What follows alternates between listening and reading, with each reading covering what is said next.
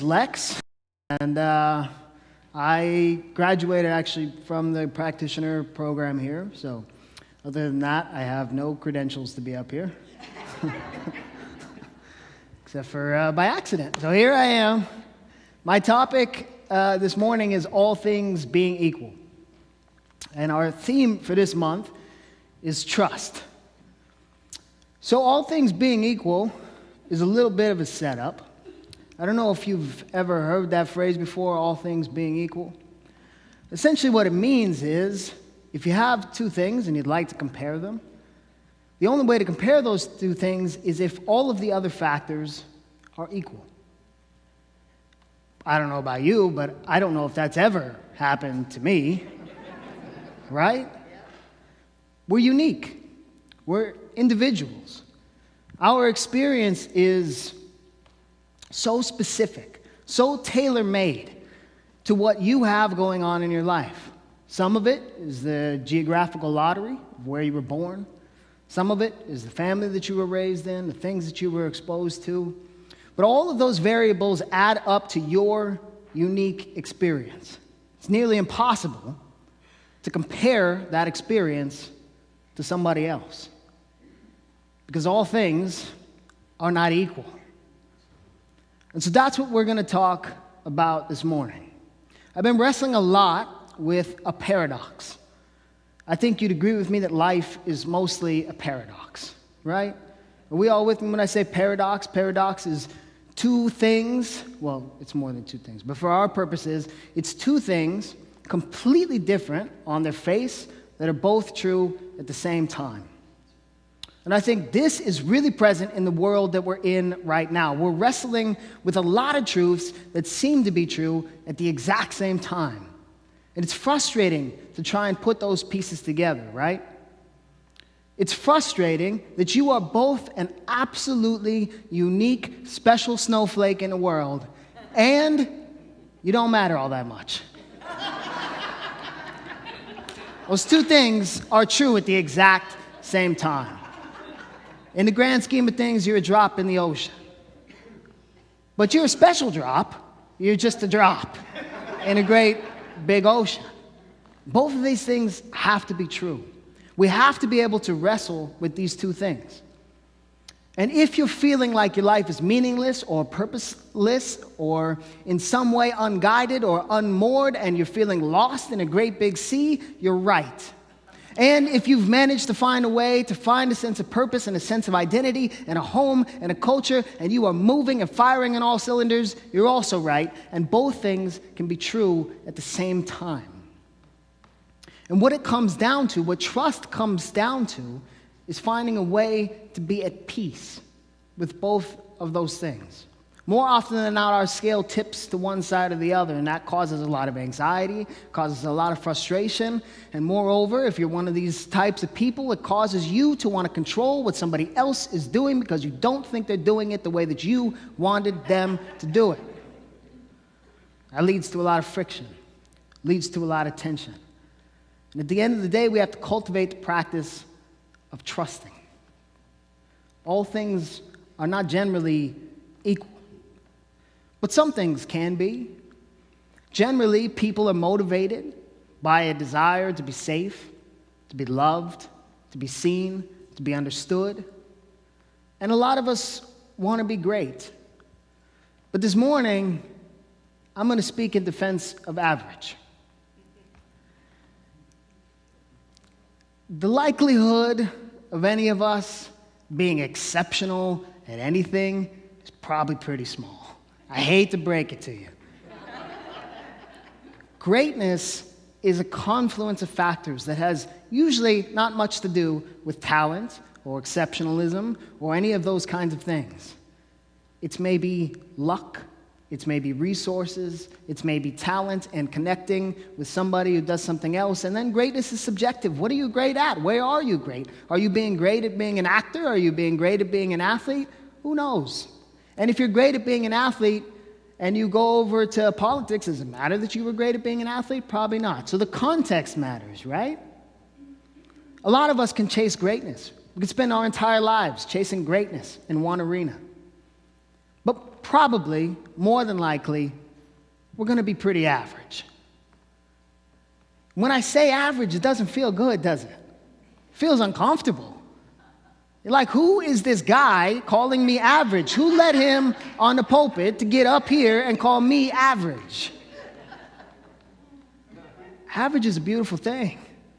It really is. There's something comforting. There's something where you know you have peers, because the chances are of the people around you are probably pretty average. It means you're balancing things. It means you have other interests. It means you're willing to fail. It means you're willing to fall down. It means you screwed a few things up. That's okay. That's really okay. And in the greater context of life, we need people who do certain things. We need people that dig holes. We need that.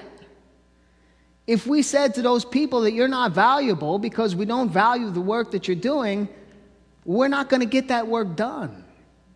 We need to be able to enable people, empower people to feel powerful where they are, which is not based on some hierarchy of values that we have about what people are doing. It might also mean that you're contributing in a way that you might not see as glorified, as glorious, as I can't think of another word, so sexy is the word I'm going to say. It might not feel exciting, but that doesn't mean that what you're doing doesn't have value. The practice is finding what's valuable in what you're doing. I know that we have a culture of bliss seeking. I don't want to discourage you from bliss seeking. But if that means that you're unwilling to be in pain, you're not helping. We have this wide range of human emotions that we're able to tap into at any time, and pain is on that list. So is failure. So is anger. So is frustration. Those things help to drive you, to propel you to get out of a certain situation. If you're unwilling to feel pain or to recognize it or to acknowledge it, or you spend all your time running away from it, guess what's going to be chasing you? Because those are the things that allow us to evolve. And you got to understand you're dealing with something that we're dealing with for the first time that we know of, let's say on this planet, because I'm not an astronomer, but let's assume that consciousness for the first time has showed up here. Okay? Now you got to put that in context. You are a more or less hairless monkey on a space rock that's hurtling around at thousands of miles an hour around a ball of fire, and nobody really knows why, okay? So that's the context. But here you are, and you have this consciousness, this thing that makes no sense, that nobody can quantify, nobody can really understand. We're trying to backwards engineer how it got here, how it exists, and what we do with it. You are essentially the test pilots for this thing. If I took a Ferrari and I took it back 20,000 years ago and I dropped it off with a caveman, I'm thinking he's probably going to mess it up. But that's what's happening. You've been gifted something that we don't have the keys for. We don't even know how this thing works. So we're bumping around, we're bumping into stuff, we're messing things up, we're screwing things up. And that's part of the process as we begin to evolve.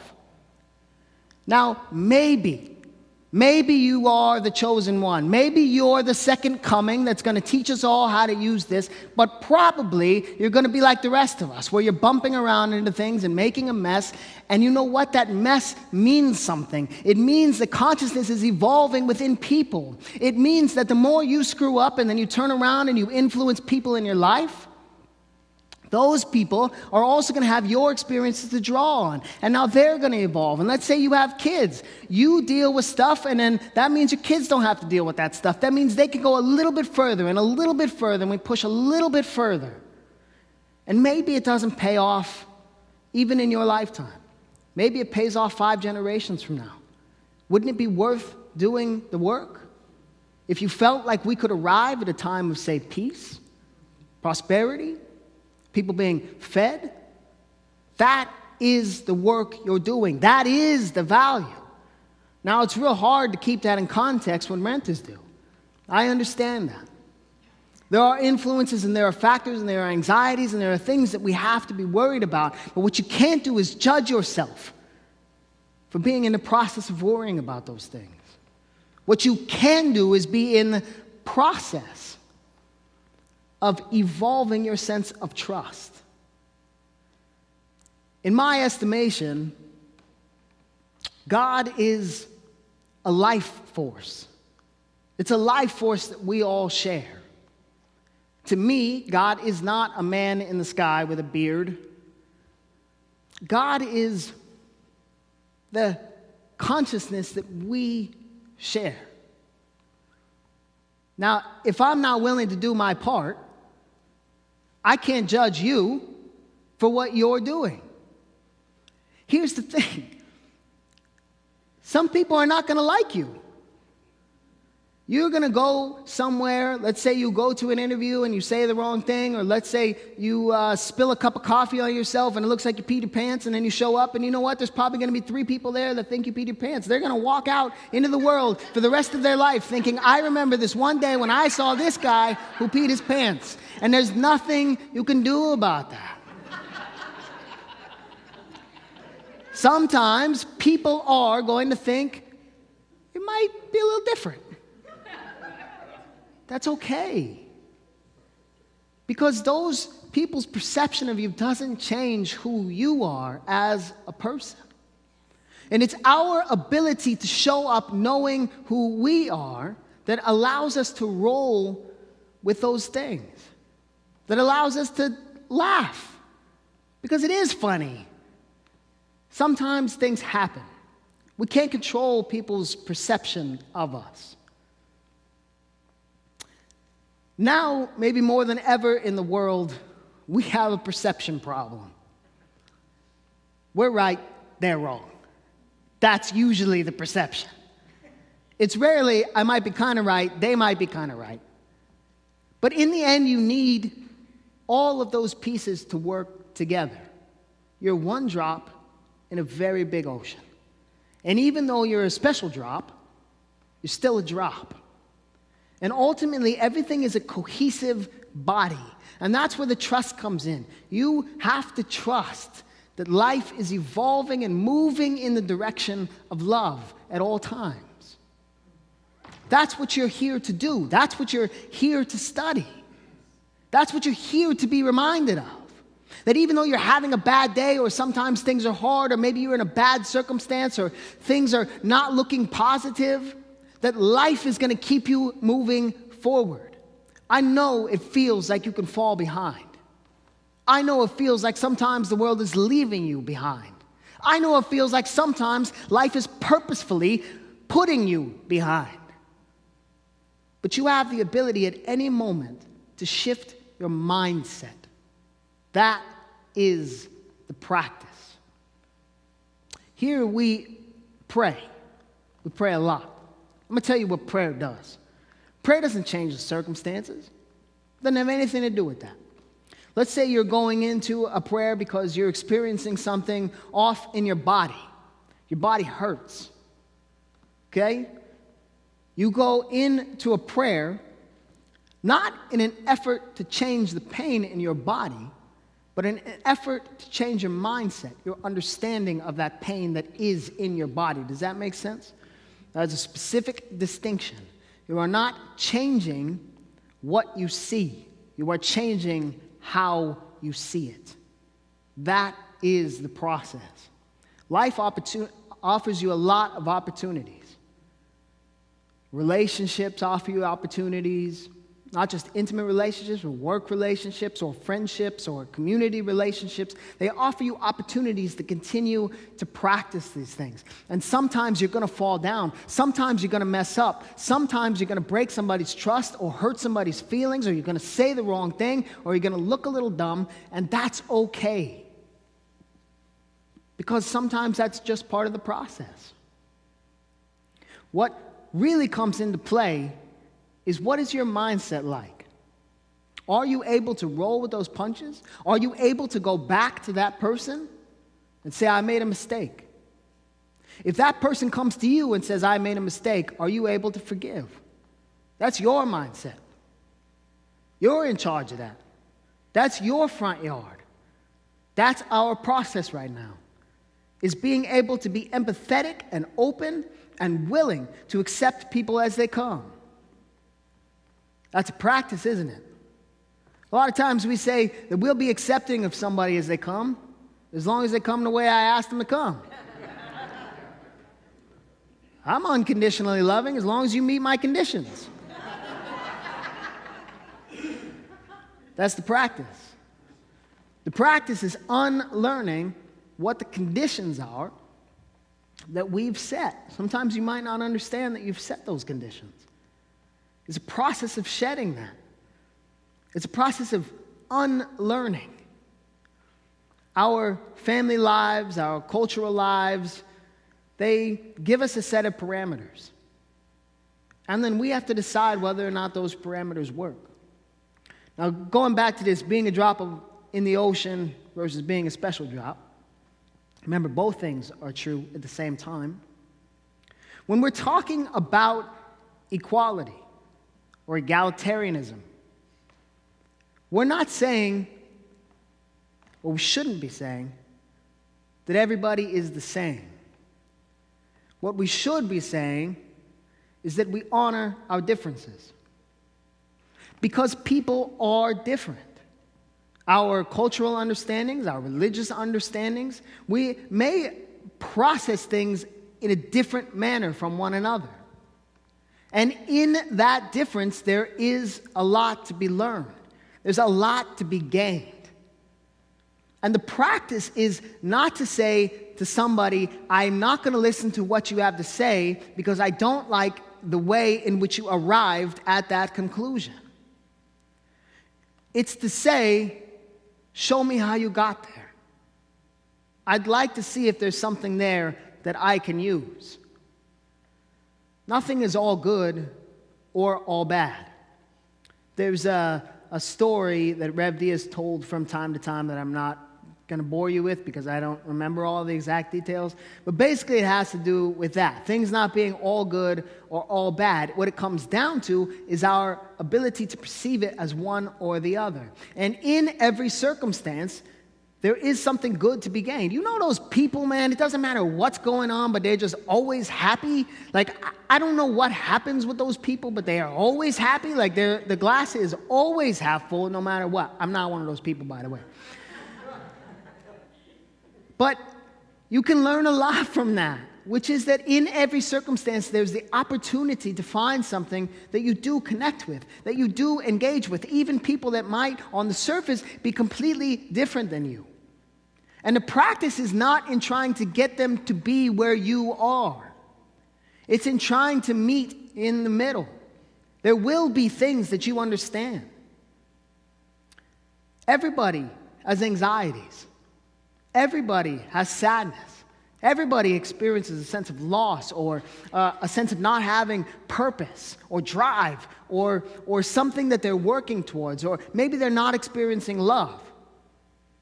Well, it's not up to me to come into your life and diagnose you with what I think is the problem. What it is to be loving, just kind to somebody and let them arrive there. Maybe you show them things that you've learned along the way. But you can't be attached to somebody taking your advice or for you offering the tools and then being attached to them using them. Maybe they don't. Maybe they disagree with you. Maybe they don't think you're right. Maybe they don't even like what you have to say. Maybe they walk away from that conversation and they think, that guy's wrong.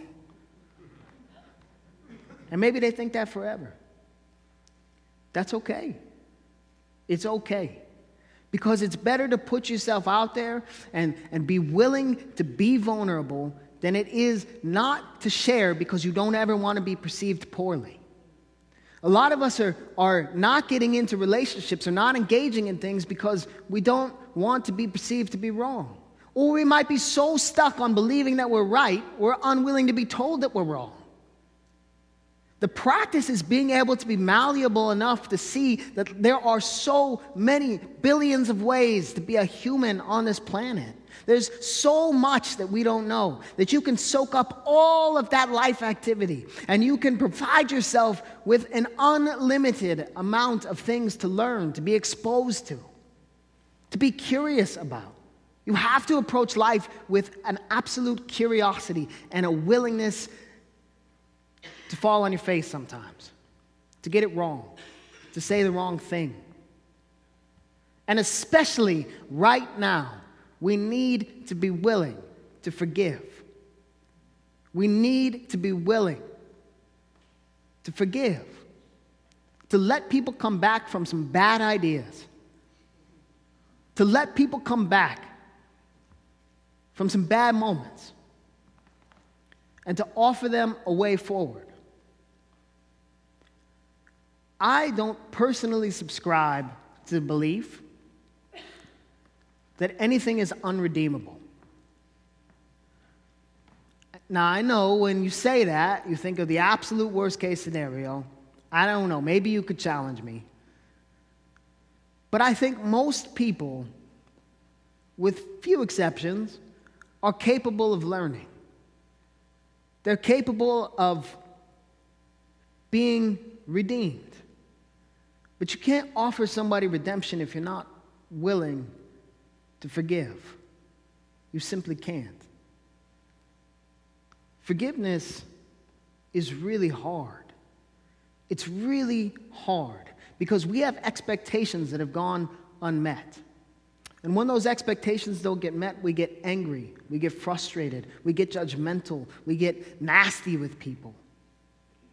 The forgiveness isn't just for forgiving some wrong done to you, it's also forgiving yourself.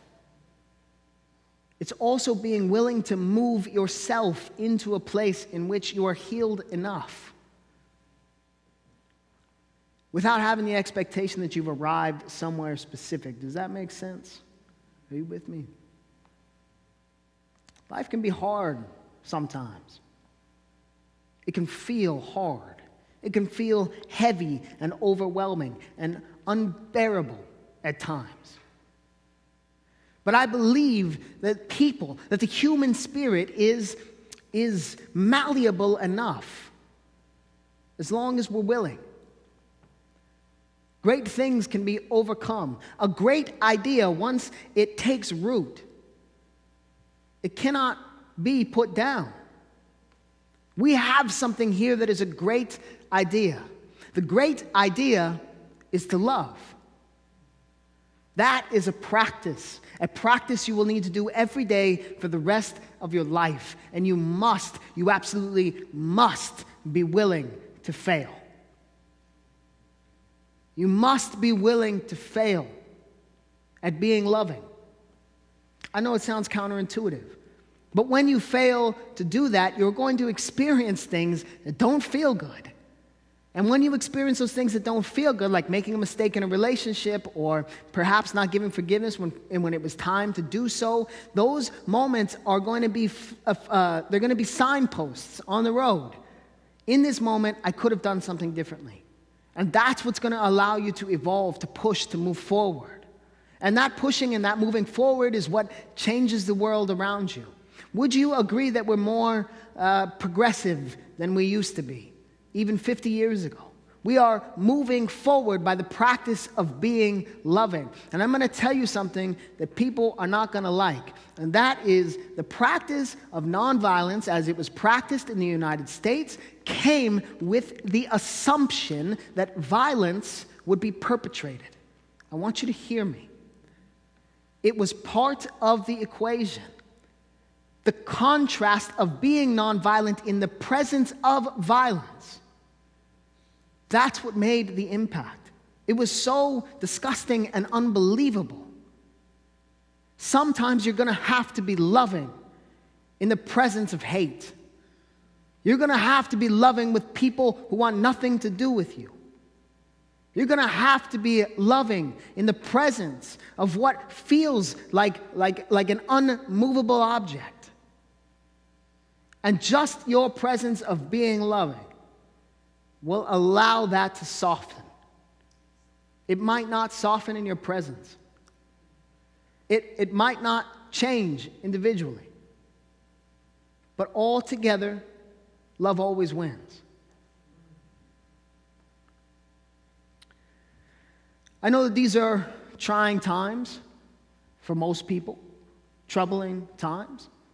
And now more than ever, this practice of loving, this practice of trusting, this practice of understanding that we are both special and unique individuals and that we are part of a larger collective, we need that. The world needs you. This is a time for the hard work. This is a time for putting your feet down and walking one step ahead of the other and maybe not getting to see the fruits of your labor. This is a time when your spiritual practice is more important, not less. And while sometimes it may feel like you specifically are not making a difference, I promise you, you are. Maybe you're not changing 100,000 lives. Maybe you're changing one. And that one life goes on to change another, goes on to change another, goes on to change another. And in the grand scheme of things, you sure did make an impact.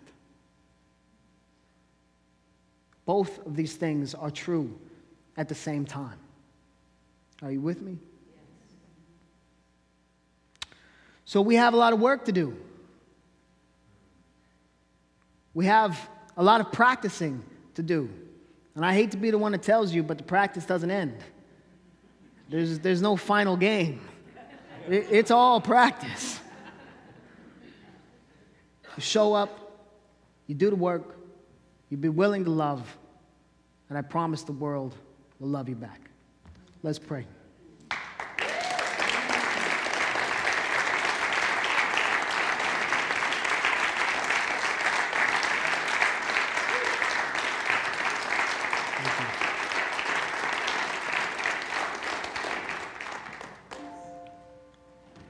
Just take a moment, put your feet flat on the floor if you can. Take a big, deep breath. There's no rush. Right now and in this moment, we are experiencing the collective consciousness. We are experiencing that thing, that life force that we call God, that we call love, that we call good, that we call well. We are experiencing that in this moment. It is the willingness to be connected that allows us to be connected. It is the availability. It is showing up and putting our effort and our attention into it that allows us to understand that we are connected to all. Dearly beloved, in this moment we pause, we stop to say thank you. We thank you for the energy of life that flows through us. And though we understand that there are people who are suffering, it might even be me that's suffering right now. I'm knowing that in this moment, this one time, for this one very brief second, I can stop and thank God for life. How sweet it is. Thank you for the opportunity to continually practice. Thank you for the opportunity to continually be loving. Thank you for the opportunity to experience those moments in which all feels lost. Thank you. For I know that I am with God. Dearly beloved, we say a special prayer for those right now who need it the most. They may not be sitting here in this room with us, but that doesn't mean they're not with us. We say a prayer for those we know who are struggling to get through some challenging circumstances. And we say a prayer for those also who are all good. We know that God loves them just the same. Thank you, beloved. Thank you for life. Thank you for kindness. Thank you for reflection. Thank you for peace. Thank you for prayer itself. In this moment, we release this word. We know it is good. We know it is done. We don't micromanage God. We let thy will be done. And so it is.